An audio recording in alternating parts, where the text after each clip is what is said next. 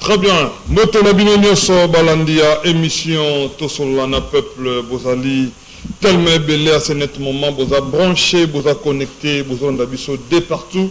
Dans la République démocratique du Congo, Boza na Congo central, Boza na Kwamount, Bozali na Grand Équateur, Grand Kassai, Grand Bandundu, Bozali connecté à ce net moment, Boza Ndabiso de Pessibino, Mbote, Kolik qui a été. To collectionne bino bangonga ya malamu mingi penza elongo ekoza malamu. Très bien. Et c'est répondre à ngai ko zana ba invité na après-midi à lelo. Tozana 3 invités, moko zana nzela zo komela biso on a comité, tozana 3 invités sur ce plateau. Tozali bongo na Maître Eric Bisselo azali moko ba homme politique congolais mboka na biso puis président il y a parti politique consort Maître Eric Mbote. Mbote de Oregon, Mbote na ba téléspectateurs nyonso ya chaîne Nabino, ba croyants nyonso ya Congo, ba to peto, profiter na occasion pour na pesa Mbote na ba ya Bwanya o bazali ko sunga mboka République démocratique du Congo en termes il y a image nango za la positive, notamment je pense premièrement na docteur Mukwege wazali bongo vraiment moko ya bakati ya ba normalement politicien pour nous s'engager dans nzela wana te kati ya batu ya Bwanya o ba salami pour na mboko o pe que peut-être sagesse ne cause la nécessaire utile na bana Congo. Ensuite na saluer moko o azali patriote na mayele pe na bolingo Congo Charles Onana malgré kaza congolais te azali mwana ya origine camerounaise puis congolaise a commis livre moko Holocauste au Congo ou ezali bongo kolakisa complot international contre le Congo aza bongo na kati ya Kinshasa passe na motema ki ba konzamboka bazo yamba muta munene bongo te na ba recherche nyonso sali na défense intérieure ba congolais azo sala na défense ya intégrité territoriale azo ko sala ko kabola mayele pour na communauté internationale et s'approprier question ya ba congolais bazali kufa quotidiennement. Très bien, merci beaucoup Maître Eric Bisselo. Tozali na ndeko John Mayele yazali moko ya ba communicateur ya Union Sacrée et puis azali moko na ba cadre na parti ya mwana mboka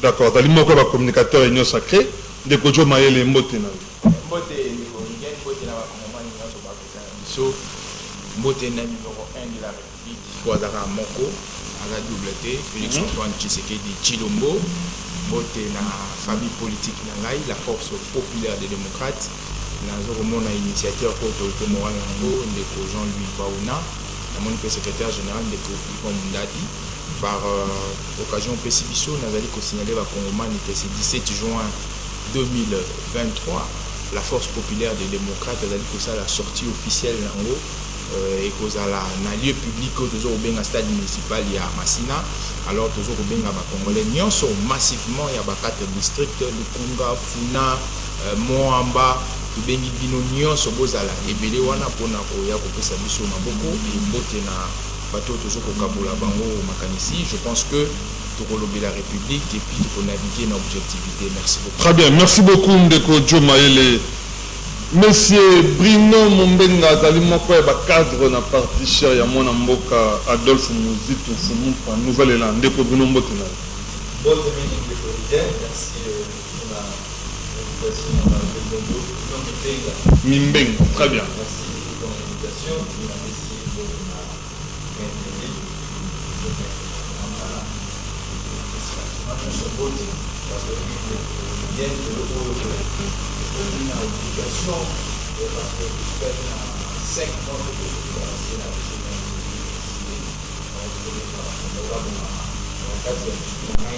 il y a un problème parce que nous avons un bâtiment. Très bien. Donc, nous avons la santé professionnelle, nous avons la famille, nous avons la famille là, on n'est pas là dans la machine à m'appeler là. C'est là, là, il faut pas. Le monde a la gouvernement, il y a tout le monde là. Avec la chinois, moi, il y a un bateau à temps, oui. Sauf que nous avons le recevoir comment impraticable. Quand vous créez ça, là, qu'est-ce que vous avez dit? La salle, 10 nations prévues dans la salle. Mais le logo, et pourquoi le mot là va m'aider dessus. Mais chose grave de Corridor, il y a un problème qui se passe dans la commune à Maté. La marché est ouvert à Maté. Madame Dorcas, à la marché à l'Italie, il y a ya kambela kwa ya marché wana alors vi makambo ya gestion ya incompétence balongola ye wana bazwi batindi na marché gouvernement eloko oyo toke tozoloba asali plus de 13 ans na marché wana alors na kati ya mikanda il faut marché urbain matete epesaka 30% ya recette tozoka na zango wana Très bien. mais madame ana komisa za wana kwa bien privé na epasi aza conciliation so par contre l'organisation est très important. On va expliquer la quinoa. On va relancer très bien. On va expliquer la quinoa. Merci beaucoup. Je crois que Bandeko va commettre les bisous mingi. Avant de relancer Ndeko Bruno Mombenga, Bandeko va commettre les bisous mingi. Dans les cambos itali courant, na mboka na biso. C'est un problème. Ils ont cassé tête les Congolais. Bandeko ya Badiading va commettre les bisous makambo itali courant. Bandeko ya waza côté à Sebo et baza côté à 24 Bandal secteur on a nyoso babi il y a un sérieux problème makamotali courant je crois on a repéré ça on a premier tour à table de que Bruno n'a relancé. Oui merci de vous dire de la bataille pour la pila zile kufa zile actrice la ati mambanga baba bende nyoso wana ndo lelo obo soki problème ko wana ba mutiyage belé parce que nzela atre wana bana ko désengorger bande kwa kikole ba olongwa kuna ba na kingasani ba suit train et mi ba on a centre ville mais lelo oyo buye nyoso wana kufa to zeli métro to mona ngote parce que gouverneur promettait biso ba métro to mona gouverneur azi ba chinois akina ba na reine mapela tamboli kuna lelo oyo buye to la te projet en ngoso kuma à niveau nini mais to suki wana te problème musu ba kinois ba zo souffrir parce que bande ko biso to za obligation de défendre ba kinois bana matete ba bengi biso pour la Koloba, madame oyo baza administratrice ya marché urbain ya Matete. Azaki na administratrice na marché urbain ya Gambela, elle a fait 3 ans. Vu mes gestion na ba longola yi, bazui batindi comme administratrice na marché urbain ya Matete.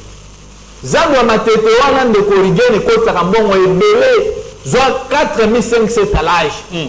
Multiplié par 500 francs le jour. Au moins ba million ekotaka ebele. Mais madame a commencé à le parce que ça moutou ya ACP, à sa cousine et à Gentilin Ngobila. Très bien. Le nom instruction routine à ministère intérieur provincial.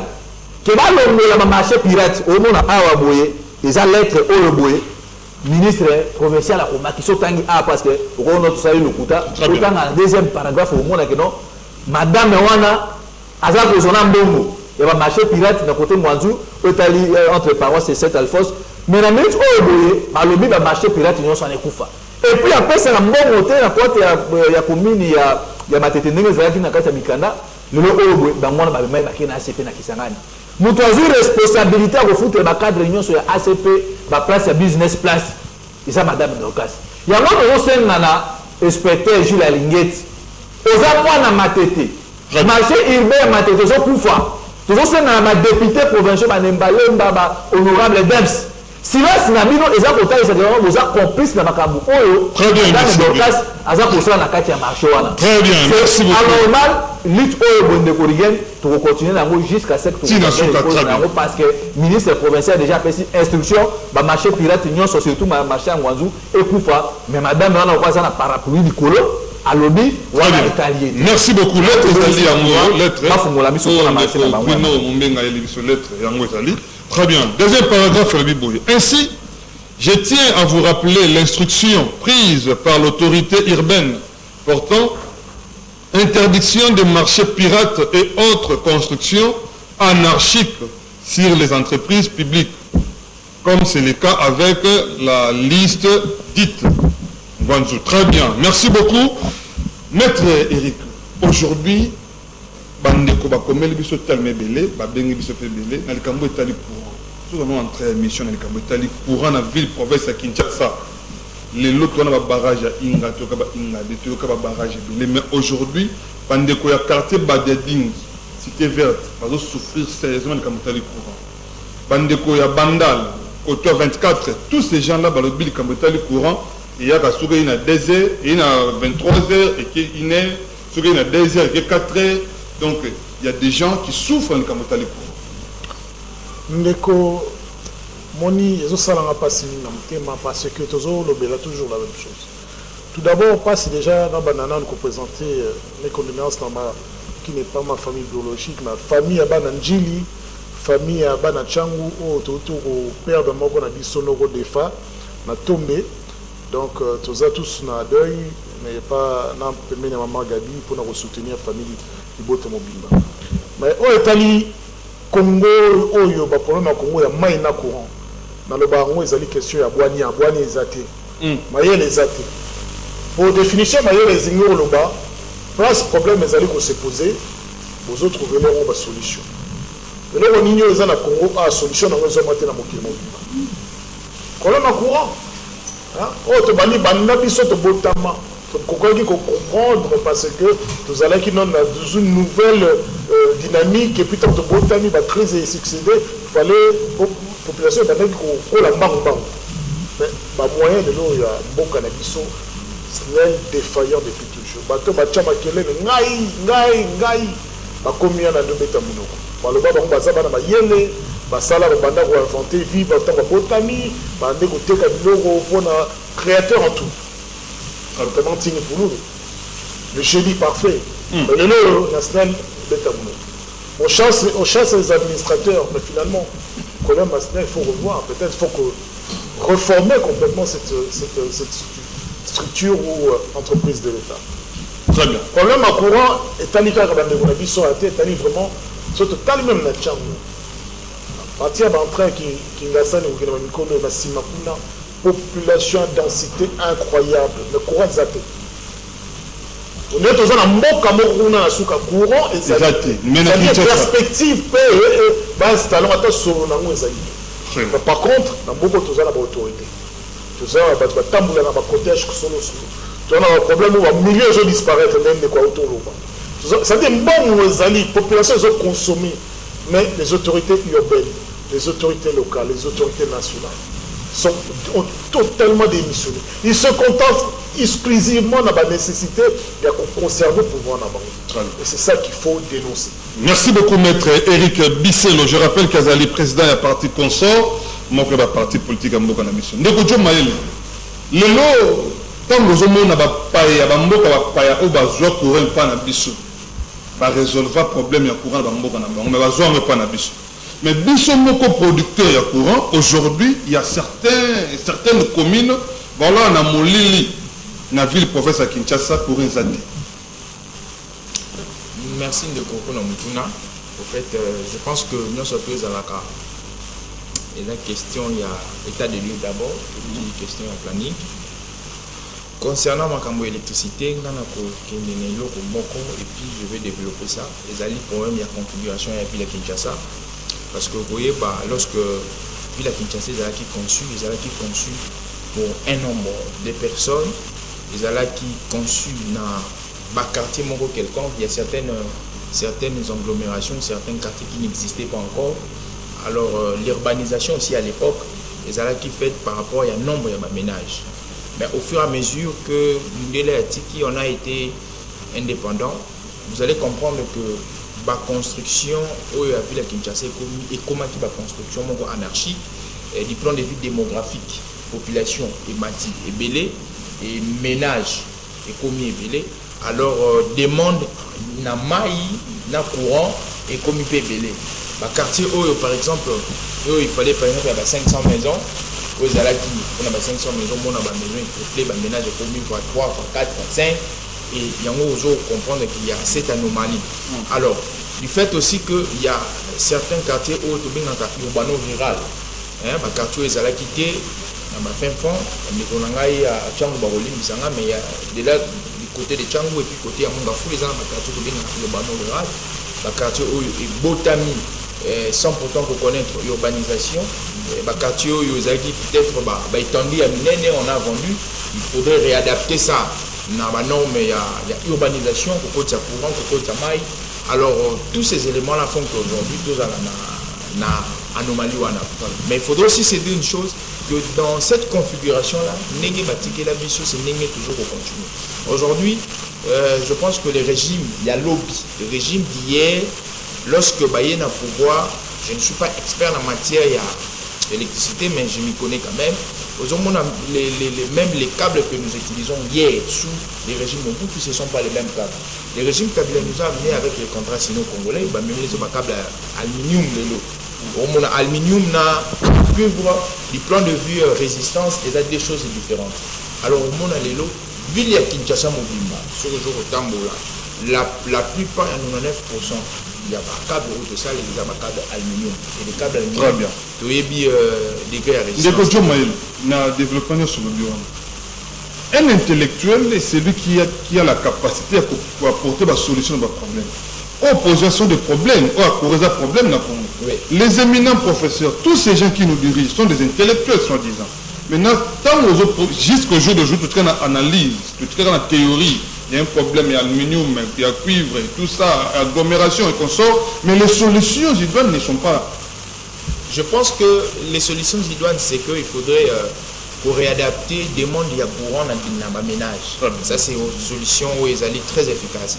Alors, je pense qu'il y a un projet, il y a Inga 2 où ils allaient qui est lancé pour terminer ça, parce que mon temps au chef de l'État a de Chine, parmi le protocole d'accord au signé, c'est aussi dans le domaine de l'électrification. On a pour achever, parce qu'aujourd'hui, Bakoki, Komini, Kinshasa n'a pas transformateur, Bakoki, Komini, on a pas câble. Mais il faudrait production et courant est à la compatible dans ma ménage. Très bien. Donc je pense que c'est dans cette allure-là que toujours. Merci beaucoup, Ndeko Joe Maïli. Monsieur Bruno Mimbenga, il y a un courant dans la ville de Kinshasa. Moujil Toufi, Premier ministre de la République démocratique du Congo, jusqu'au jour d'aujourd'hui, à Kenda plutôt, à Kenda Tikibiso, on a un problème à courant, et ce même problème continue à exister. Oui, Ndeko Riguen. Makambo ya courant, il faut que sous Mozito pour y bandai comme on en a quand même parce que là au beaucoup comme à 2h du matin qui est 3h45 minutes aux hommes donc et puis ce total les problèmes à courant moi je pense que beaucoup locaux la RDC de Rosan a couraté parce que tout ça n'a site ébélé aux hommes on a sauté qu'on a mobile bon on a Équateur pour alimenter espace dans mon mais au Kenya tuna lelo batika sikona rabo et puis même autozo na mwa muke oyo tozo ba ko protéger à moitié et puis ce qu'on t'a dit la plupart ya bato ba foutre la facture à courant ils a bato bien on va équiper le ministre et les députés ne payent pas la facture à courant ben oui je vous dis vrai alors moyen siko que mbongo wane kota na caisse à l'état et comment au kota na poche ya ba particulier et puis si vous to ko tomber pe sous na libabe bato bazalaki na pouvoir de contrôler même parce que le pouvoir contrôle le pouvoir mais bato on a bakoma na bango ba corrompre ils ont senga siko boy renouvellement ya classe politique ya sika aux hommes pour battre que le bonjour du premier ministre il avait échoué totalement là j'ai dit faut ya chipo il n'a pas na ya pesa qui va au pesa le quoi la continuité à l'état ezali il a fallu battre au bayaki na simanaye va continuer, c'est ça d'ailleurs. Très bien. Donc, sous Mozito, et l'autre fait sous Mozito, il y avait eu des réalisations qui étaient parce que moi, qui n'a pas de problème. Très sérieux, il y a eu des dettes et des parts d'autres construction, alors moi je pense que la minute qu'est-ce qu'ils font? Et l'autre, comment on ça là? Merci beaucoup. Il y a eu changement, déjà, mais tout le monde est là, comment on Très bien. Mauvaise gestion et puis programme de mon côté sur le plat il y a électricité au Rwanda qu'on a vu ça. Très bien, merci beaucoup. Le 23 le 20 bah Congolais on va au na élection makanisa courant makanisa mai makanisa logement makanisa makamunyo so eux ça pour déranger bango parce que il y a moi les alliés d'ailleurs chef de bataille. Habitant ya ville province à Kinshasa bo banga te bo vanda kimia tant que bato bazali il y aura toujours des solutions et puis tant que balobeli na bino bazali il y aura toujours des solutions. Les Cambodgiens du courant, il y a 24, Banda, le secteur on a mis au qu'on a fait. Badiading, Matadikibala, Tchango Mobimba, tout ça, problème à courir dans la commune presque nyos. Et pendant que tout ça, tu vas continuer pour le pour que solution. Très bien. Toi, moi, Mboka, journaliste congolais, Mboka Nabiso, Ndeko, Danou Kefula, tu comme la Biso, Ndeko Danou Kefula, Mbotenale.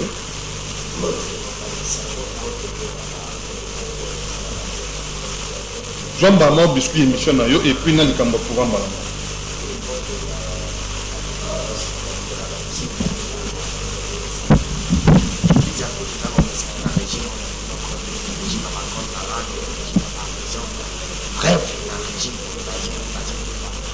objectif bayaki na pouvoir te na lezo na mabite qui soit la zone ça na mabite so no be se ayoka a changer olobi et solution ya na kama ni kotikanga na mbango na ya mama kima kama na ndani ya pepe ali kumoko na kitaka na kwa na kati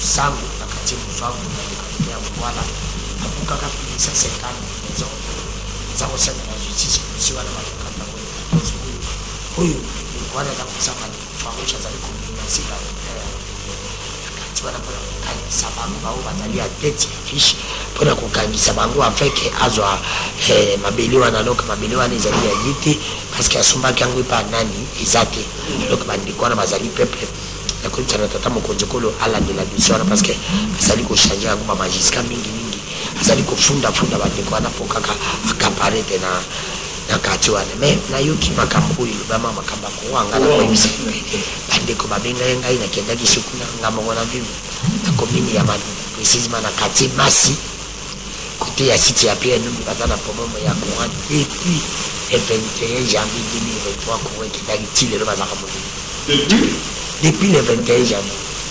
2023 na lobi na kitaki kuna na kati masi na komina mali c'est pour te dire que ce qu'on le met pas dans kitambo na mona en soko kaka vendredi na samedi na dimanche le lundi vendredi comment na on est marini comment na on est mobile on bato bazaka na mobile bazaka moi chose na mobile bala zana basi bele soka yipa non na mini yo yamba kaka kote ka ko tuna ta uchwa comment na ko musiki ya ta ine yo profiter ko tuna te pour bato bazana ngote c'est pour dire que kamba quoi moi je pense bien que la responsabilité comme notre l'État. Donc il dit qu'on a Maïla parce que quand on a tout petit bon matin belé, il dit qu'on a Maïla le bien il a invoqué les éléments où ils ont tenu pour attendre débouter avec que Kabila hier à côté qui va câble où ils allaient qu'il est là comme il va câble où tu viens à Kango ba kuba aluminium et des côtés qui va y 4 ans réforme il a sali côté câble la semaine zéro réforme parce que n'a pas ma cour na bi province à Kinshasa il bani ils allaient simple ils allaient que bandako moko et comme buta 4 ndako ba monselima yi ba kabilo bataki comme muke ba kamba ba depa ni qui peut commis les choses à la dit ndako moko chez moko les gens comme na passer moko comme buta 4 5 régions il faut que ça la réforme les gens là za chance au kende na inga vous allez investigation vous avez 8 tribus je peux te dire que 8 tribus voilà tribus moko pour la sala moi traiter ça fait plus de 5 ans maintenant il te dit tout ça là 3 tribus 5 familles habité basala kango nini est-ce que bango na nini ba yelelo mesure nini o bazui pour la capitale courant ce qui lobi mabe ezala ki bafani ndiko kabila yiko kuta kwa moi benta BBC bravo mais ndiko tino ba yeba ki daera comme président que ko ezala ka mabe et tu as sa solution mabe pa na ezali ka kuti après cette solution te yendo azali cette solution c'est ça le grand problème c'est non va dire ndiko dans nous là voyez au bout na courant ezala ki mabe mais on fait solution c'est très bien tout comme on a dit quand on a pourquoi on a lelo on a fait média lelo maître Eric ici la classe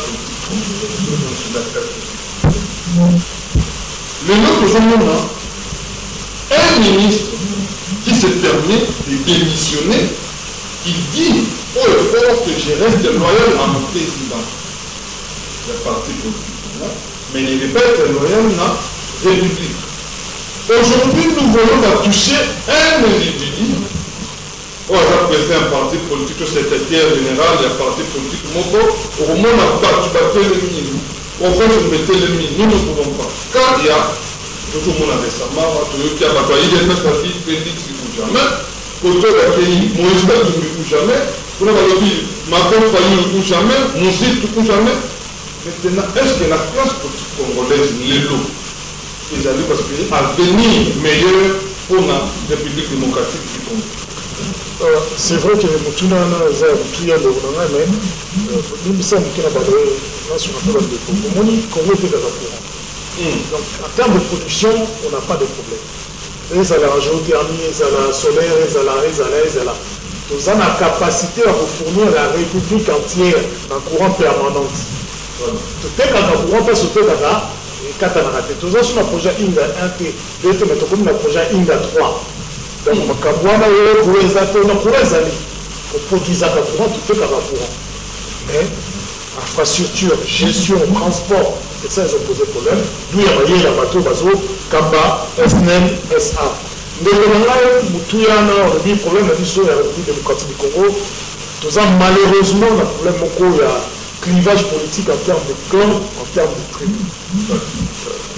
Ça, il est le bandit de l'autre. Mais tout cas, c'est que pour toi, l'on a que le Kouana, le Bakingaï, qui t'a signé pacte avec le diable, qu'on vous a eu au Tikalacé. Donc, cela sous-entend qu'abandonner qu'on éliminer toutes les influences tribales, préaniques, pour ça, la Kouana, pour Kouana. Mais malheureusement, certains acteurs politiques, ce ne sont pas des hommes d'État, ce sont des opportunistes, ce sont des tribalistes, ce sont des bailleurs de la zone politique. Peut-être que Bazou voit en politique, mais ce n'est pas tellement avant que la cité, Baouti village Chongolo, sans en avoir les compétences. Aouti n'a pas la force à la bien, sans en avoir l'intelligence ni la vision.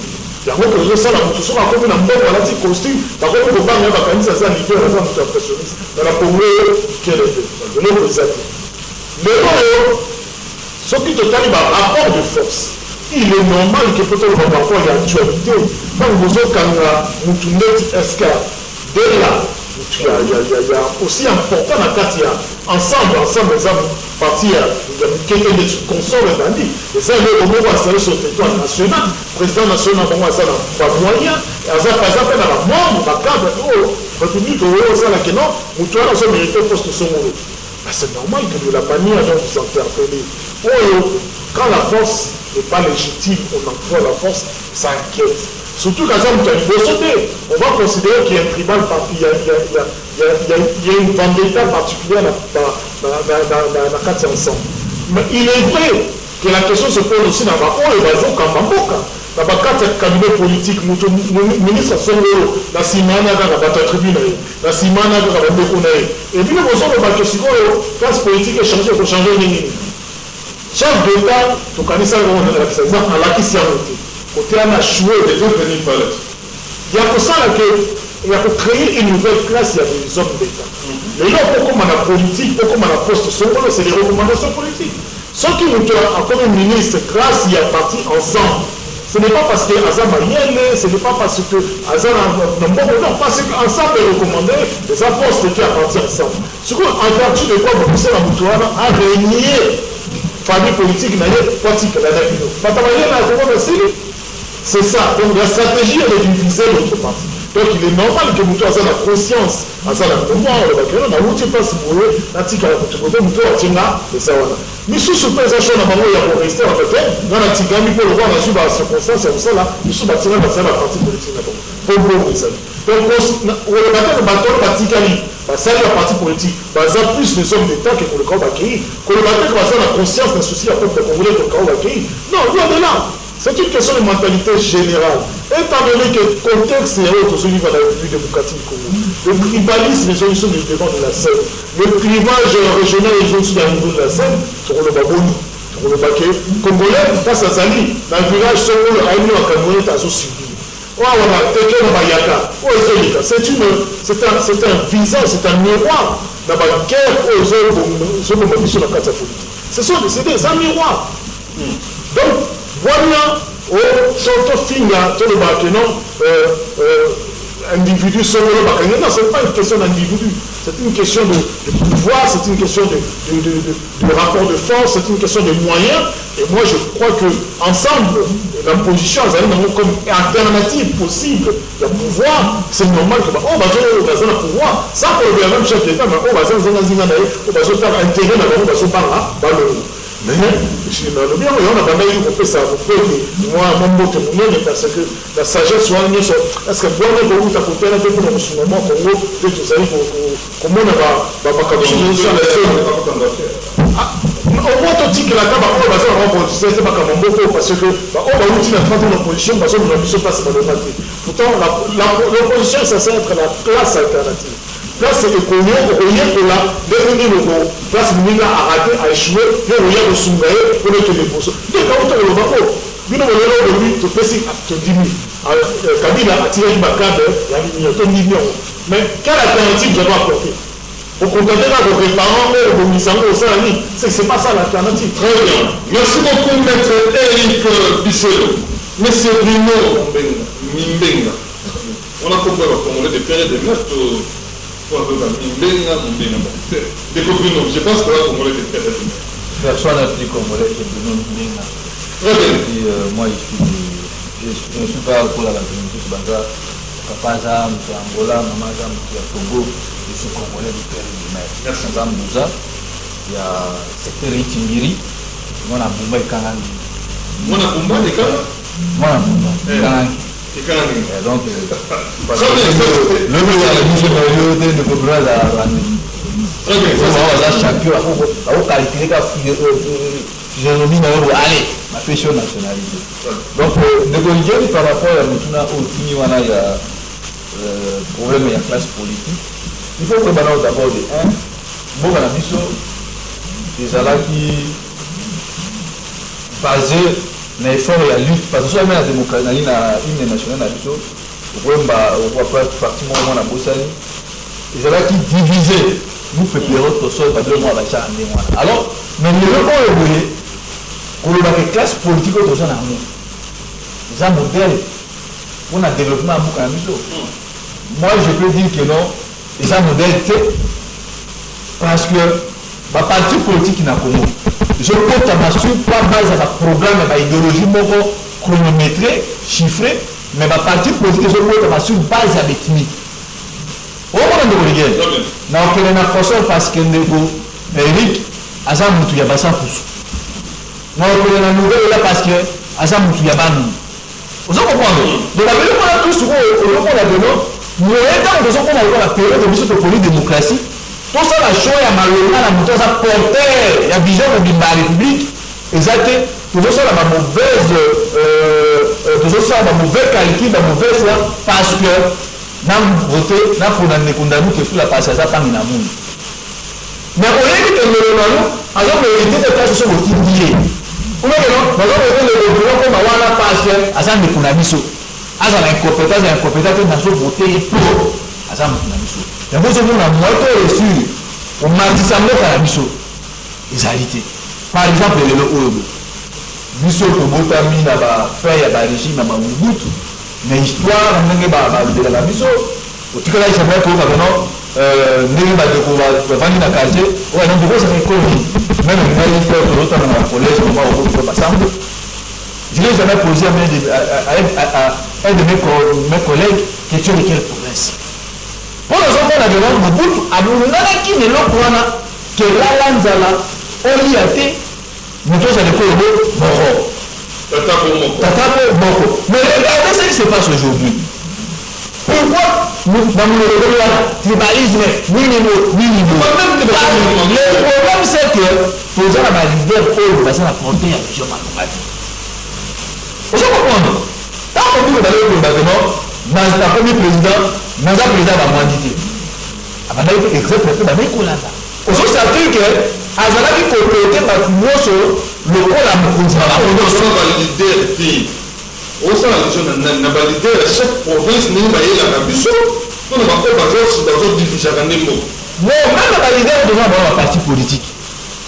Moi, j'aimerais que ma démocratie puisse faire dans ma parti politique.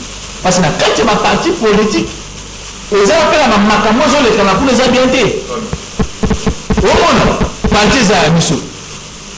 Au bout d'un moment, tu vas plus le sur la province de Moussou. Moi, j'aimerais aussi que, même de la démocratie, la vraie démocratie doit commencer par nos partis politiques. Tant qu'il y a un parti politique démocratie, vanité, mon cher Régel, retenez ça que nous avons un problème. Il y a un autre la dernière génération à bâtir. C'est que moi je ne fais pas souligner. Parce que si je ok, par exemple, la présidence de la République. Est-ce que les politiques, est-ce que les ont réunis? Je dis oui, archi faux. Quel est le ministère aménagement du territoire? j'ai reçu ma plainte à Bandeko. Dans l'aménagement du territoire sur Kéry, dans le ministère au coup de la toi. Il y a un problème qui se passe dans la Fronat, dans Anat. Au coup de la toi, Bandeko a dit dans la Sakuna. Ce que le ministère intérieur pas à Peter Kazati. Vous allez trouver que des cas. Alors, ils ont un bureau pour déjà dans le monde, ils ont un bureau pour là. Ils ont autant, ils sont déjà. Ils ont un bureau pour combattre un mot. Parce que nous avons toujours que des boules. Qui est le contraire, c'est que nous avons fait du souba congolais. Donc, voilà, on appelle le rapport à la mort, c'est retrouvé l'homme. Donc, qui n'a pas de relation avec ce comment pas de problème. Mais le grand problème, les amis, où le bouillé. Par l'idée où le bouillé, la bandine en 1960. Si le bouillé, il ne faut pas que c'est ça. Exemple dans Manamutu. Et qui t'a lancé. Mais quand vous voyez le président de la République, auquel Mandaka, un démocrate. Non, il ne faut pas marcher à moi-même. Il ne peut pas de Boulanaï. C'est cette expression, ma chère. Non, c'est une expression, mais ça dit beaucoup. Le président de la République, il y a un Tambola. Moukwambouza, Bruno Moukwambouza, tu veux nous apprendre quoi? Non, ça dit c'est tribalisme, ça dit c'est séparation, il faut tout mélanger. Est-ce que vous avez vu ce que vous avez dit? Ah, au sein de la président de Kassabou, je dis, et moi, quand Kassabou, et puis je trouve normal, je vais être ma boue. C'est ça la vidéo que vous voyez. Vous vivre récemment dans le régime. Alors, bien sûr, il faut que vous ayez une question d'ailleurs par rapport à ce qui se passe entre l'honorable et le dernier Zafou. Il ne faut pas que moi je suis contre ça. Non, honorable Kébaï. Mais on a que c'est la politique où les droits vont accélérer contre les opposants. Parce que sur le total, nous allons voir que Augustin Kabila, récemment, à Okina Kasai, à ça, tu as tourné dans le bino, le Kouranga à Kasai, il n'y a pas la bino, pour qu'on t'en a armé. Nous, à Kasai, pour qu'on t'en a armé, aussi, ma minouki, tu vas que la pouvoir, ma mission, parce que nous sommes la présidente de la République, à Zali Kasai. Est-ce que Félix, c'est pas ma présidente, là, c'est Manaï? Il avait dit je suis le président de tous les Congolais. Mais pourquoi la minute on le voyait après le tribalisme parce que tout ça, on a un mauvais conducteur à moto. S'il s'agit à sanctionner, on doit d'abord sanctionner si les millions sacrés maintenant. Surtout Augustin Kabila. Quand on dit déjà 4 ans de Augustin Kabila, c'est séparatiste. Merci beaucoup. Merci ça. Pour aller dans la Belgique, après avoir pourtant la loi pour dire que les Congolais au bâtiment au chef mais au sol à ça la raté tantôt on a photo au bâtiment au chef mais sur la ligue on a Kabou il a fait la démission on a place parce que avant on a bureau de ça à Ni gouvernement par exemple on y s'appelle c'était pour à ce je vais pour Canada ma son c'est pas ça mon même ici Kabou la maison c'est pas ça mon le rame na mission a il a mission sur le téléphone tout le monde merci beaucoup de notre la pratique va merci pour condamner à moi et la Daniel Saf Abima misika mandi Abima misika mandi aza congolais ce qui va vous parler bakanga na moi nous condamnons le propos qu'il a tenu merci beaucoup de Bruno Mimbenga Bruno Mimbenga très bien aujourd'hui la classe congolaise va impliquer déjà si nous on a fait il y a Badjo Babenga militaire à part. Nous devons venir sur le militaire pour accompagner les gens au Congo. On a besoin d'autorité. Quand il y a des tribunaux qui sont partis, ce sont les autorités qui en bénéficient et nous les militants. La deuxième des choses, il y a des institutions qui sont les autorités morales nabino. Donc il m'a fait la déclaration. Nous, les ressortissants, nous condamnons, nous exigeons la libération sans condition. Il y a tel, pas bien ici. Mais tant nous, et comme il y a des formations en cela, peut-être mais ça, c'est comme une élection. Bon, dis-moi, que ne pas faire la révision afficher le terrain, tout ça, nous serons là. C'est la politique. Merci, Ndébonanga. Moi, une question qui nous a c'est une question très technique. Alors, moi, je vais faire recours à un élément où les années factuels dans l'équipe démocratique du Congo pour expliquer un peu. Alors, tout commence par la jeunesse, il y a un parti politique en République démocratique du Congo. Parce que au EBI, les partis politiques en général, ils allaient état de nature, ils allaient machine au et produisaka autorité. Alors, ici au Congo, vers 1958-59, nous avons commencé avec la culture de la partie politique. Mais comment est-ce que sont nés les partis politiques? Il faut se poser la question. Les partis politiques en RDC, comme en Afrique, sous-bassement nango, ils allient par regroupement culturel et par regroupement syndical. Alors, par regroupement culturel, par exemple, on appelle cet exemple le roi l'Union des membres, à Bako, Alliance des Bakongo, Bako Nakat. Déjà, formellement, il y a un parti politique à on a où les Alliés qui est contribuable. Alors, le fait que tant que transiter l'indépendance, fondement, on a éthique.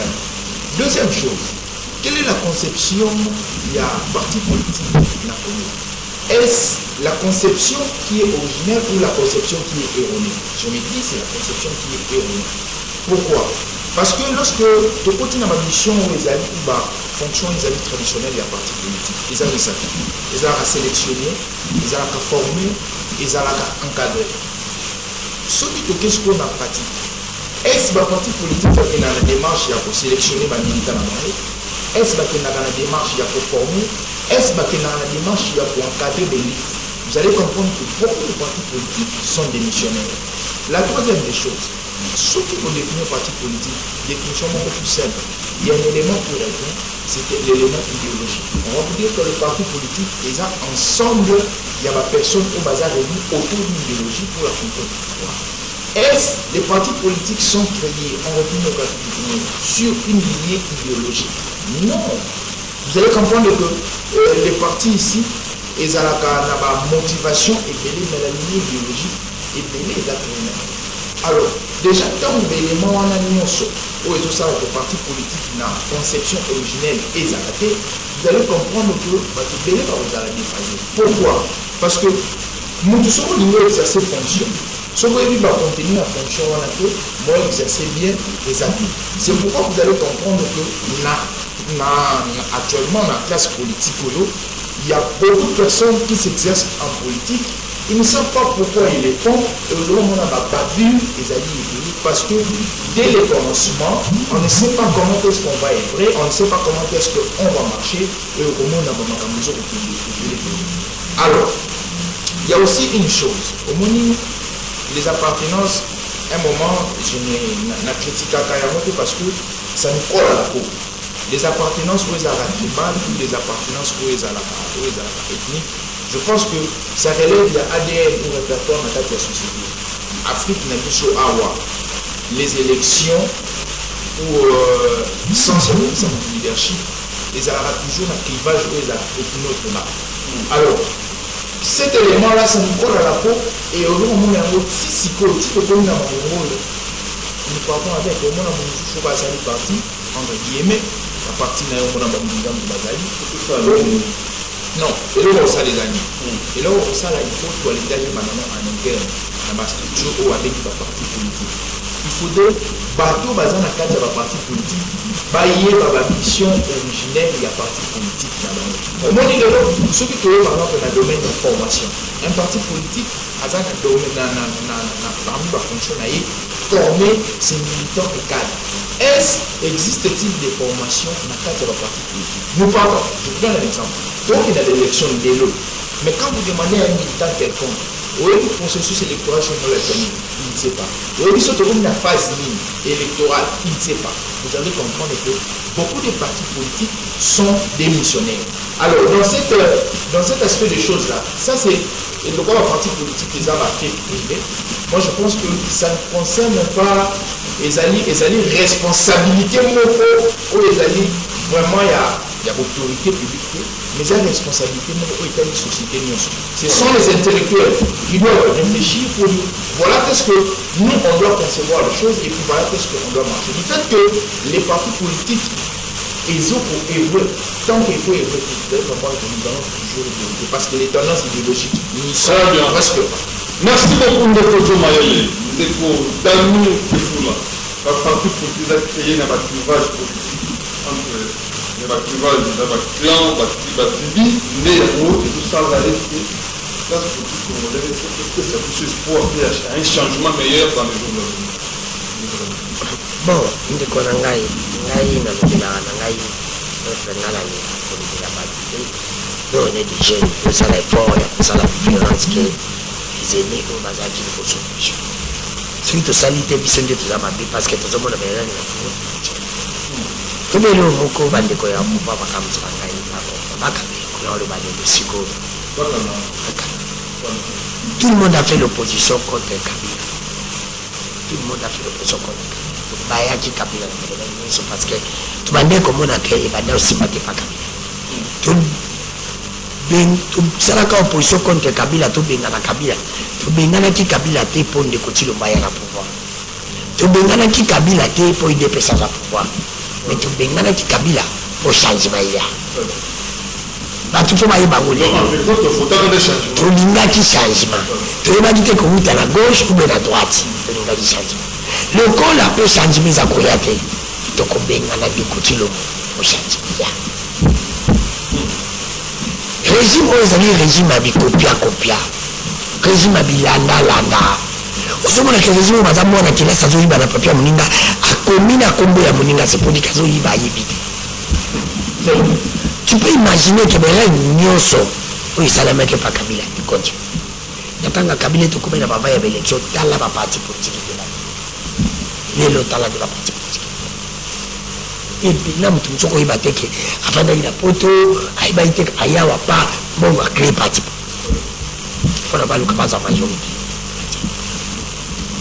dikambo na zako lo bande ko ngai faut kanga batu bazo sala ke pa tribalisme comme à Congo makati eza débat biloko esete c'était à pasteur na c'était à politique pas pasteur na politicien je te dis c'est l'église et la politique des bazo sala ki tribalisme femme on comment na parti politique eza muke eza parti politique à mutuso et comme munene comme nanga comme kende na fait ajabendi mwana atiwa so qui a lui a du pouvoir abendi bande ko na atiwa. C'est la même chose avec l'église. L'église est amouquée parce que ça a battu nous. Tu vois comme quand on est à Bendimo en Haïti. On dit éthique à la pauvre en Haïti. Ils ont la boutique. On va porter, c'est pas ça la canne, on va passer par ça. Bon, enfin. Ce qu'on dit qu'il y a des sous moto. Ce qui va nommer moto, qui est dans le cabinet non commode. Quand on député, il ne faut pas ça là. On va nommer au ministre.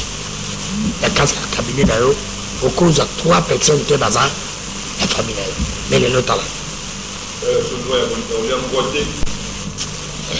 la communauté ya kobala te bazaba wana batiwa des antisanctions pas des antisanctions on dit mon niveau la politique va bénéficier c'est pour te dire que bisoni ezali que ba comprendre nini natia mwana na ngai enga na kolonga politique la famille on se comprend c'est politique église c'est la même chose on dit ba billet bazui. La politique c'est la même chose, il n'est pas séduit. De côté l'on pas commis. D'accord. Je comprends. C'est pour te dire que non. Ce qu'il est là, les amis, tribalisme ils ont ma casse parce que tu commis si ma parti politique est une équipe à football.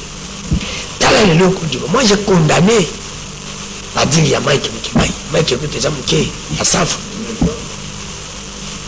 Mais dans la loi, bah dire il y a ça faut comprendre, on va dire, il y a ces gens, c'est la même chose, il y a Kabouya. Kabouya mérite la prison.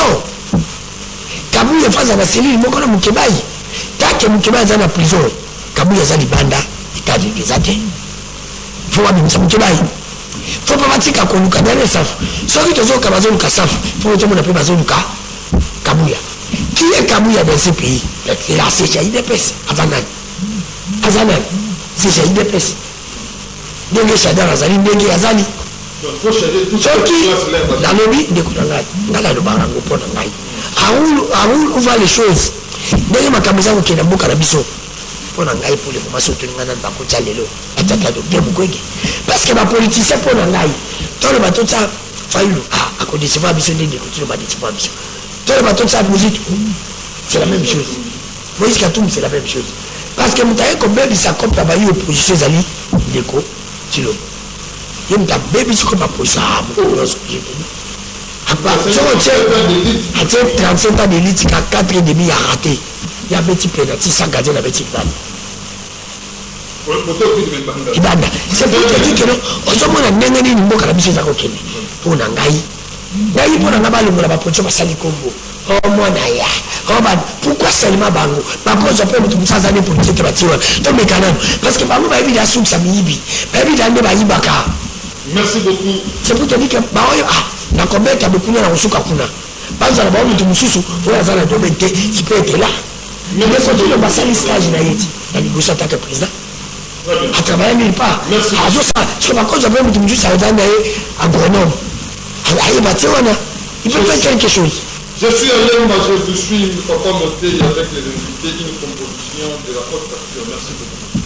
Très bien, merci beaucoup. Toda en direct, vous pouvez nous envoyer le message pour toujours que de lentement et sereinement dans l'émission Nabiso. Il y a beaucoup de choses sur le peuple. Moi, je n'ai invité dans Papa Moté, mais il y a des condamnés de rester dans les sujets de la politique. Quand il a un problème particulier avec lui ou avec la nation. Merci beaucoup. Avec lui parce que c'est lui qui gère le pays. On appelle ces réponses avec lui parce que c'est lui qui gère le pays. N'oubliez pas Monaka Kabila pardon. Très bien, merci beaucoup. Maître, est-ce qu'aujourd'hui on peut parler de un système pour dire non, il n'y a pas de personnel, il faut parler de système. Il n'a pas de arrestation dans la République. Il y a une procédure pour suivre. Quand on a le lot arrestation à est-ce qu'on peut dire aujourd'hui qu'il y a une rupture entre le régime passé et le régime actuel de Makabotani?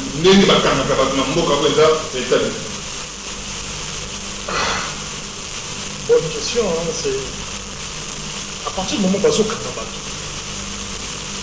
sans qu'on connaisse les raisons pour lesquelles Makani s'est aimé son appartenance politique, sa famille politique, rien n'a changé. À partir du moment où tu parles contre le régime et qu'on te cherche la petite bête, il ne faut pas qu'on mette en prison. Alors que normalement l'État doit investir dans les prisons, doit donner de la nourriture aux gens prisons. Comment parlez-vous de la fin d'un système? Pourquoi la prison s'est faite à Makala? Est-ce qu'on connaît tout le bateau d'Azana pour aller dans Azana? Est-ce qu'on va commettre une infraction par rapport à la loi? C'est pas dans le Wana, c'est des HM du Mano. Oui, Nazar, est-ce que tous les gens qui sont dans les prisons ont été condamnés? C'est là qu'il doit y avoir une rupture. Est-ce que les pratiques qui s'exercent aujourd'hui contre l'opposition sont-elles différentes que celles passées? C'est là qu'il doit y avoir une rupture. Est-ce que Makamouya prédation sur les biens publics, sur l'argent de l'État, ont-ils évolué? Est-ce que le pouvoir, c'est-à-dire que Yondo, Komi, République, Yomoko, c'est là-bas pour la faute d'ailleurs. Non, c'est pas ça d'ailleurs. Je vous rappelle juste qu'il y a un député national, Carmen, qui est aussi en prison. Ça reste là-bas, Kaboul est en prison. Le Kaboul est en prison parce que la loi est appliquée. Même on va y faire à Kaboul. Donc, heureusement, il suffit d'un prisonnier politique pour que le bac rien n'a changé. Il n'en faut pas 10. Il a suffi un. Et puis, régime Nini au monde, système judiciaire Nini au monde, même si les propos sont montés, sont assez conséquents, les à la Keba, les à la. Ça fout. Mais quand on regarde une émission d'1h, 1h30, et que vous prélevez exclusivement 30 secondes, et vous en faites le crime idéal, mais la justice est là aussi pour, non seulement pour sanctionner, mais pour éduquer. La personne s'explique, on peut le condamner à de la non pas la prison ferme, mais une forme de prévention par rapport au crime futur. C'est-à-dire qu'on peut dire, il n'y a pas de rupture. Concrètement, il n'y a pas eu de rupture. C'est ça qu'on trouve dommage. Et c'est pour cela qu'on doit être doublement et triplement sévère. Mais comment veux-tu qu'il y ait une rupture si les mêmes acteurs ont commencé avec beaucoup, tous sont aujourd'hui, ils sont aujourd'hui là dans l'hémicycle? Comment veux-tu qu'il y ait une rupture quand ce sont les mêmes acteurs dont on a dit que Kabila Bonimbo Bazala qui n'a Kabila dans les chambres de la ministère? Comment veux-tu qu'il y ait une rupture? Merci beaucoup, Maître Rick. Ndeko Mimbenga, Ndeko Mimbenga. Ce qui est que nous avons dit que nous avons Congo et Congo central, congolais, et pérégrins, nous ne faisons pas dans le Congo. On peut parler aujourd'hui de la rupture dans le régime passé. Au bino que vous avez fait pour gérer ça, que nous avons fait. Nous n'avons pas géré.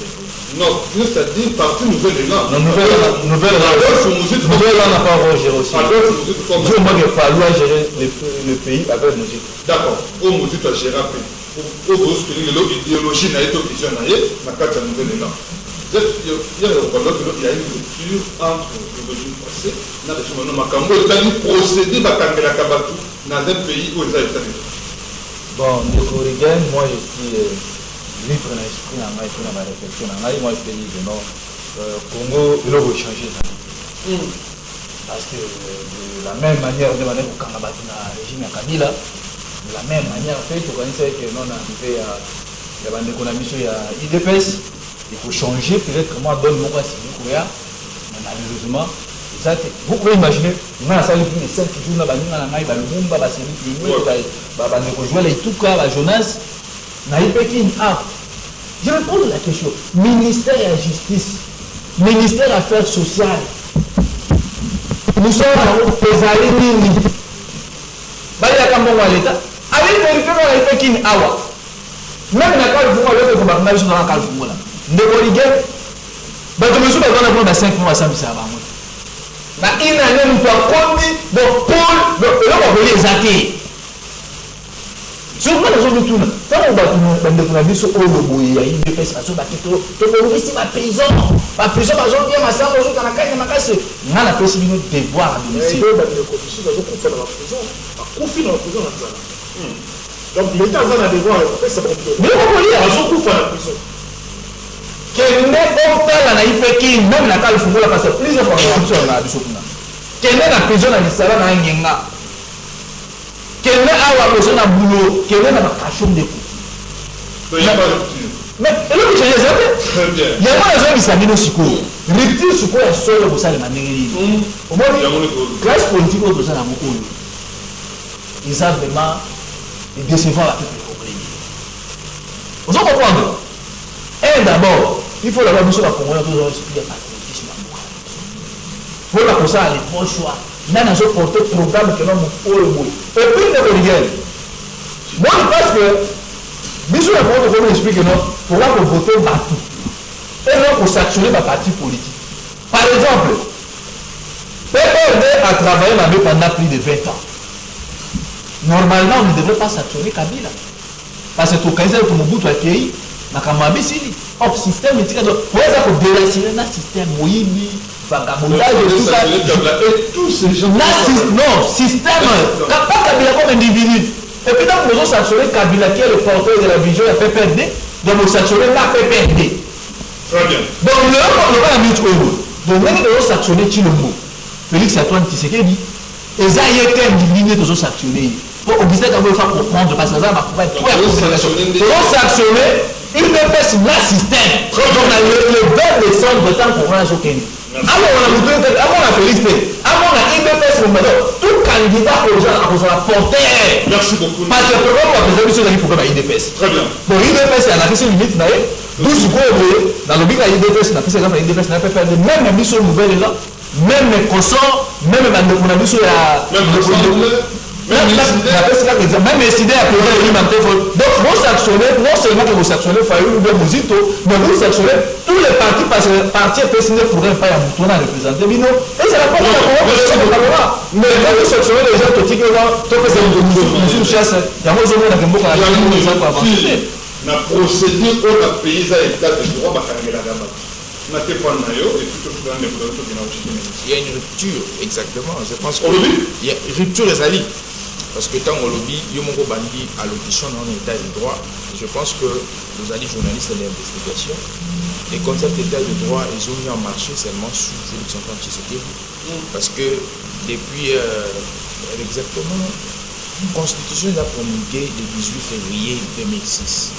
Article 1er de la Constitution est consacré pour tout ça dans 4 états de droit.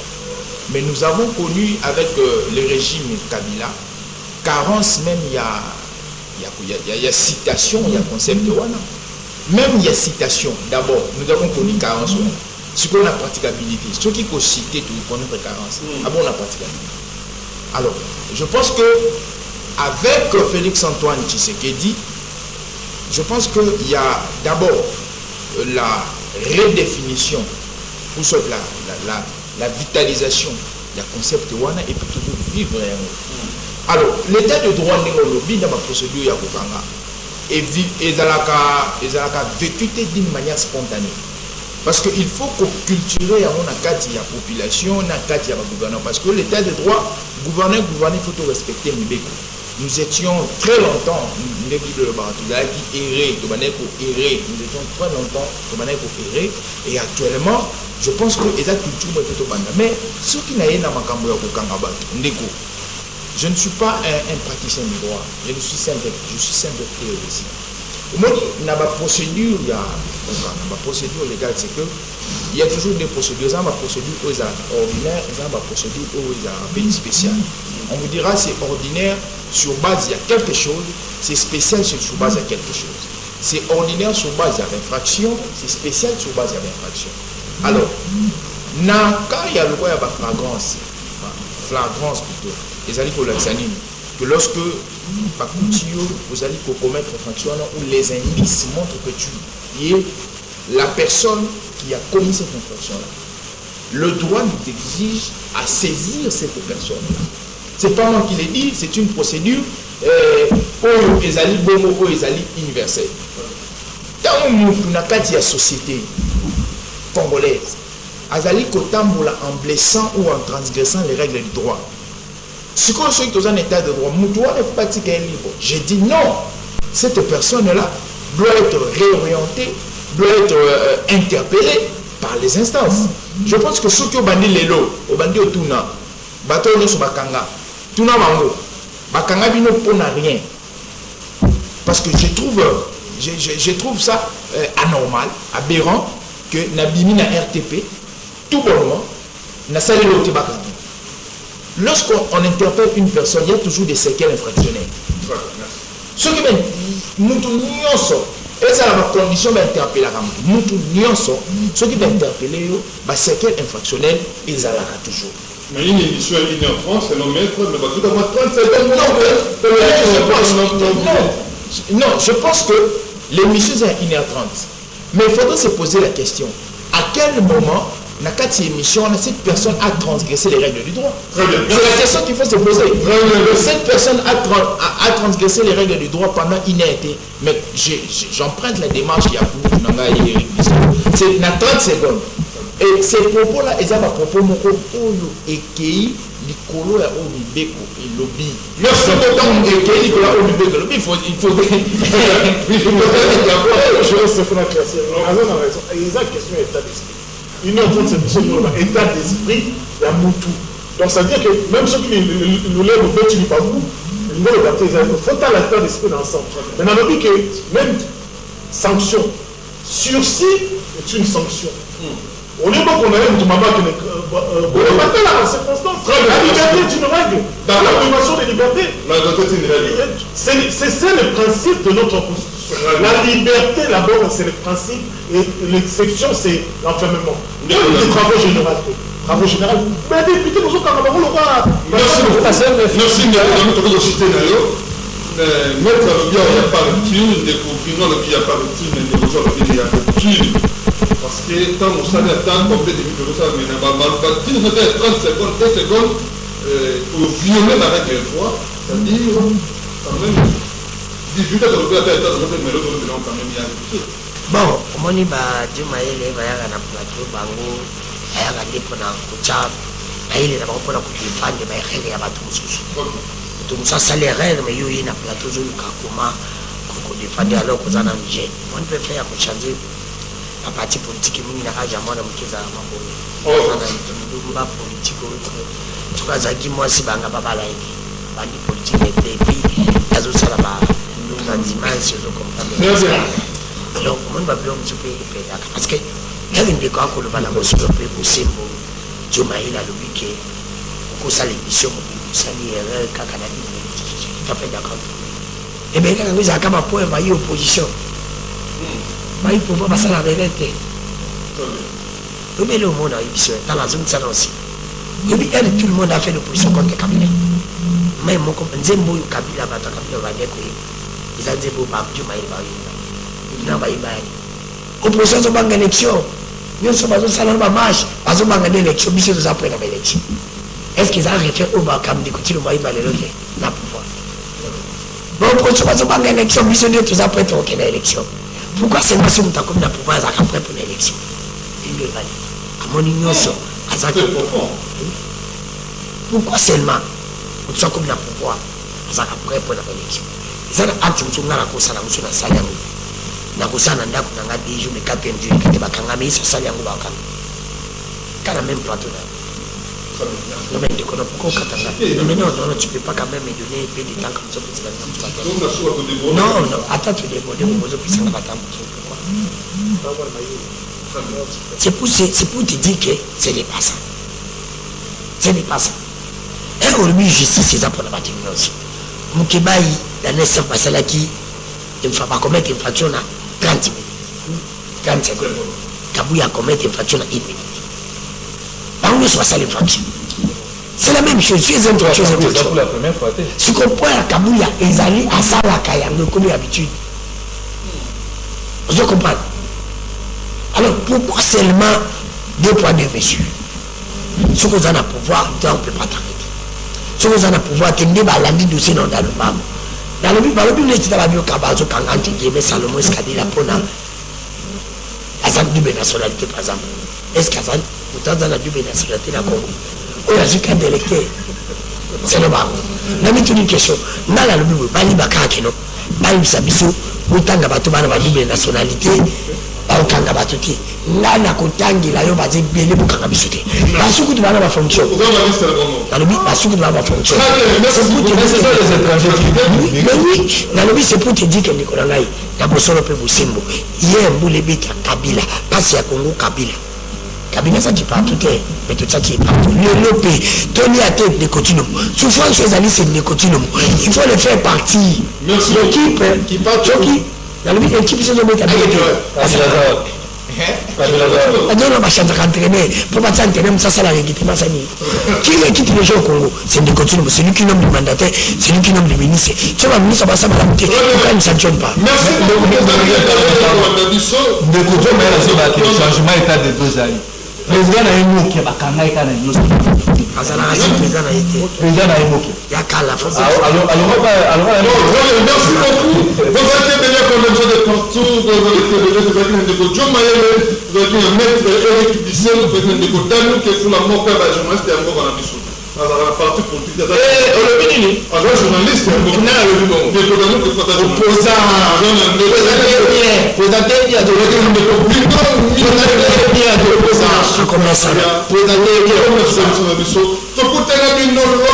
a 18h50 minutes avec une nouvelle équipe ce que je veux inviter nous avons président